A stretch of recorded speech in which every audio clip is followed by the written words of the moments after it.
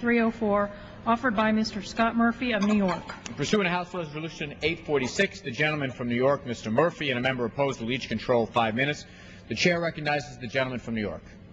Thank you, Mr. Speaker. I yield myself as much time as I may consume. The gentleman is recognized. I rise today to offer a simple amendment that would require the Solar Technology Roadmap Committee to submit an annual report to the Secretary of Energy and to this Congress on its activities over the prior 12-month period.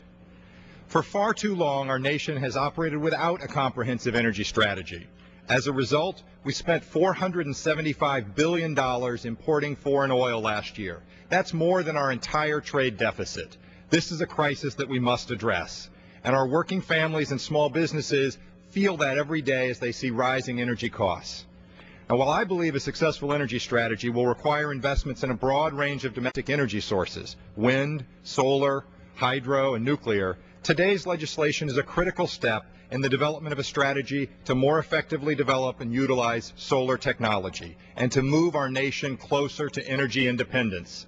I applaud Congresswoman Giffords, Chairman Gordon, Ranking Member Hall for their hard work on this important issue.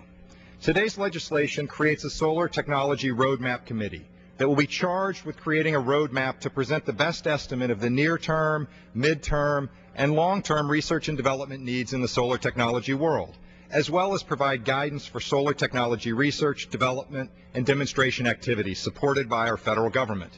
This is a critical path for us, and it's one that we've been working on in New York with our own efforts for many years, and one that I'm familiar with. Our efforts at NYSERDA in New York really helped a lot of small businesses in the solar community and in other energy technologies, businesses that I worked with when I was an investor helping those small businesses grow.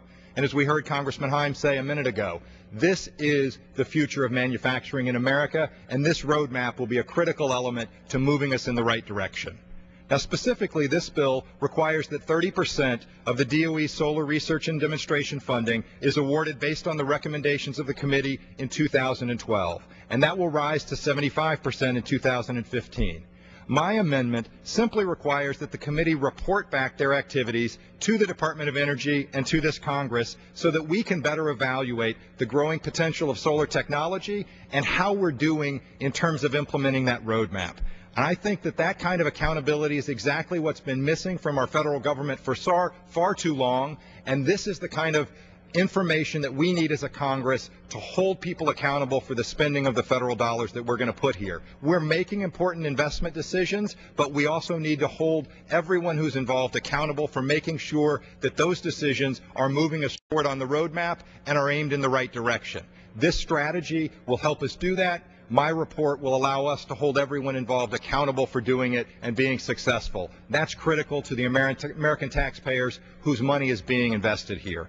And with that, I'd like to say thanks again to Chairman Gordon for his hard work, to Ranking Member Hall, and I reserve the balance of my time. Gentleman reserves. The gentleman from Texas, for what purpose do you rise? Chairman, I rise to claim time in opposition to the amendment, although I'm not opposed to it. Without objection, the gentleman is recognized for 5 minutes. Mr. Chairman, the amendment by this young man from New York would require the Solar Technology Roadmap Committee to submit an annual report to the Secretary of Energy and to the Congress on its activities over the prior 12-month period. I think he has a good amendment. I think this is a good government amendment, and I support it. Mr. Chairman, I would support this amendment and reserve the balance of my time. Gentleman reserves. The young man from New York is recognized. Thank you, Mr. Gentleman from New York, who is older than me.